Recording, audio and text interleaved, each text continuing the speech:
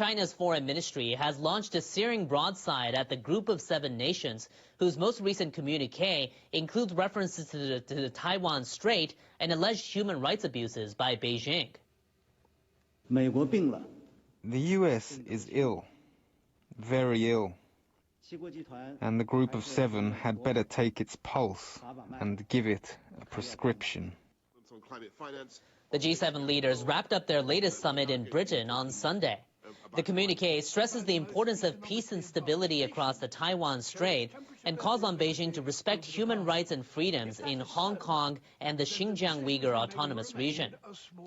China's foreign ministry spokesperson described it as tantamount to slander and an interference in the country's internal affairs. A few countries, such as the United States, have revealed their intention to widen our differences by creating a conflict and a rift. China expresses its strong dissatisfaction and firm opposition. Zhao also hit back at a joint statement released on Monday by NATO leaders. He said threatening other nations to choose a side based on ideology runs counter to peaceful development and cooperation. Japanese officials are debating whether to extend the current coronavirus state of emergency in Tokyo and 9 other prefectures. It's due to end on Sunday, but officials want to make a decision a few days earlier to give people time to prepare. These prefectures are now under a state of emergency. New infections are on the decline, but the pace has slowed in some of them. In Okinawa, the occupancy rate of hospital beds for coronavirus patients remains at around 90%.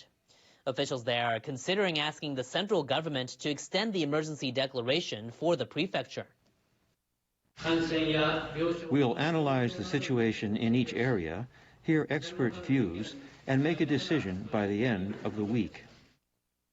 To contain the spread of infection, the government is pressing ahead with its vaccination rollout. Upon receiving a voucher from the municipality, people between 18 and 64 years old will be able to get a jab at large-scale vaccination centers in Tokyo and Osaka from Thursday. So far, only seniors have been eligible. Companies and universities are lending a hand. Major trading house Itochu plans to give shots to 7,500 people, mainly its employees. The company's chairman welcomed the arrival of the vaccines. We all have been looking forward to this day. The government says more than 11 million people are expected to receive vaccines at offices and campuses. Now, health authorities across the country confirmed more than 1,400 new infections on Tuesday. Nearly 340 of them were in Tokyo. Meanwhile, Japan will provide Vietnam with about 1 million doses on Wednesday. The government also plans to give vaccines to Indonesia and 3 other Southeast Asian nations early next month. They are extremely important nations in our efforts to achieve a free and open Indo-Pacific.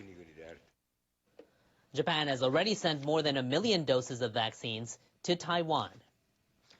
Now, coronavirus infections are on the rise again in Indonesia, where the government is tightening restrictions on corporate and civic activities. The number of new cases confirmed on Thursday exceeded 8,000 for the first time since February. Local governments has designated some districts where infections are spreading as red zones. Companies there have been ordered to have 75% of their employees work from home. But some essential industries are exempt. Mosques and other religious facilities in the red zones will be closed for 2 weeks. The government is calling on people to stay on the alert, saying a mutation confirmed in India is already spreading in the country. I'm very worried to hear that the mutated virus does not show symptoms directly. Local governments are increasing the number of available hospital beds in Jakarta and neighboring West Java, where many people have been infected.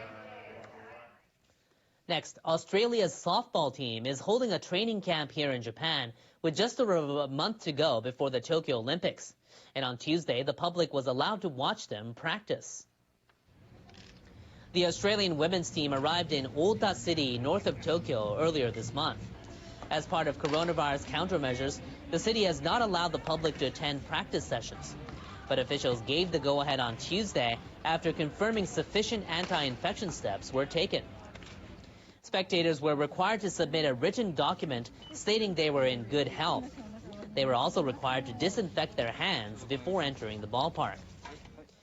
The Australian team took part in a practice game against the Japanese corporate team. About 160 people who had applied in advance watched the game.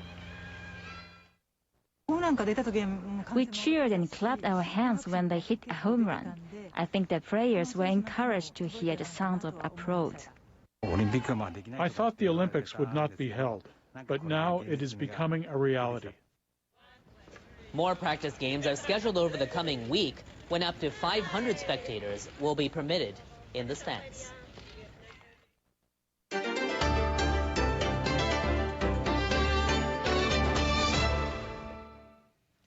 Japan's opposition bloc is locking horns with the governing parties as the current Diet session wraps up on Wednesday. 4 opposition parties submitted a no-confidence motion against the cabinet, but it was voted down by the ruling coalition and other lawmakers at the lower house.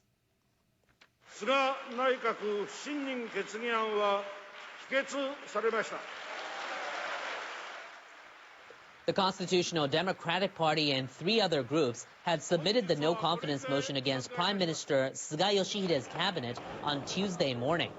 They say repeated mistakes in handling COVID-19 have left people in dire straits. The opposition also says it's absolutely unacceptable to push ahead with the Tokyo Olympic and Paralympic Games without thorough explanation of the risks involved and preventive measures. The opposition bloc had urged the current Diet session to be extended by 3 months so lawmakers could be ready to respond to virus concerns. But the ruling coalition rejected that request. They say most government-sponsored bills have been or will likely be approved by Wednesday.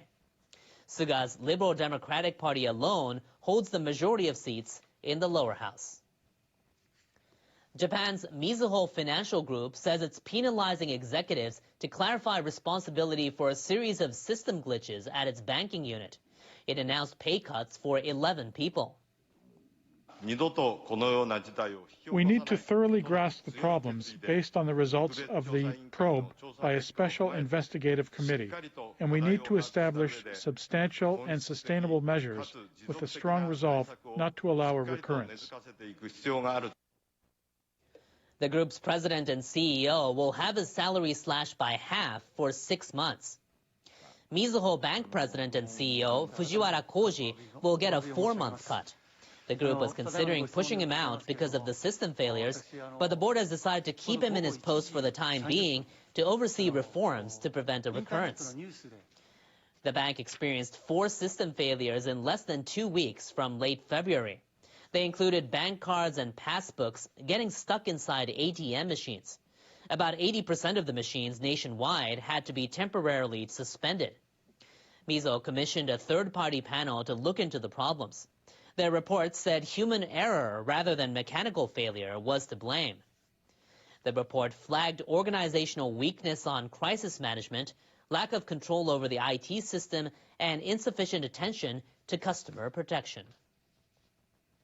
A Japanese climate activist has won this year's Goldman Environmental Prize, also known as the Green Nobel. It honors those who've worked to protect and enhance the environment. Hirata Kimiko is the 3rd Japanese national to win the prize and the first in 23 years. She's also the first Japanese woman to receive the honor. After the Fukushima Daiichi nuclear accident in 2011, plans were made to add 50 coal plants in Japan. Thanks to Hirata's efforts, plans for 13 of them were scrapped. The prize organizers describe her work as equivalent to cutting carbon dioxide emissions of 7.5 million cars annually over a 40-year period. Japan has been somewhat late in realizing the problems of the coal fires, so I want to continue proposing ideas on shifting the economy from coal fire reliant status to greener ways. Japan and the United States are the only G7 countries that have not set a goal of reducing coal power generation to net zero. Hirata was also recognized for her work in discouraging financial institutions from investing in the coal industry. Now, Japan's Environment Minister Koizumi Shinjiro has suggested the government may be about to change direction on coal. The G7 agreed on Sunday to stop financing coal power generation without emissions controls by the end of this year. They described the fossil fuel as the biggest cause of greenhouse gas emissions. It contrasts with Japan, which last year decided to support exports of coal technology on the condition it's highly efficient and requested by other countries. But now, Koizumi is calling for a policy review. What has been allowed as exceptions will obviously not be allowed anymore. In light of the G7 agreement, Japan must change its strategy. Instead, he's calling for more exports of infrastructure related to renewable energies and waste management. Switching gears now to the weather, wildfires are raging across the western United States, and the hot, dry conditions are not helping. Our meteorologist Jonathan Oh explains the situation in our World Weather Report. Hello, we continue to monitor the dry weather that is really impacting the western areas of the United States. The satellite perspective showing us very little in terms of activity. Yes, we do have some storms popping up toward the north into the Dakotas and Montana, but really the big concern is down toward the Rocky Mountains and into the desert southwest. I want to show you some video coming out of Utah where wildfires are continuing to burn over the state. The firefighters are thankfully making some progress, even though they're dealing with strong, dry winds and high temperatures. On Sunday, nearly 300 firefighters contained 10% of the Bear Fire that was caused by lightning.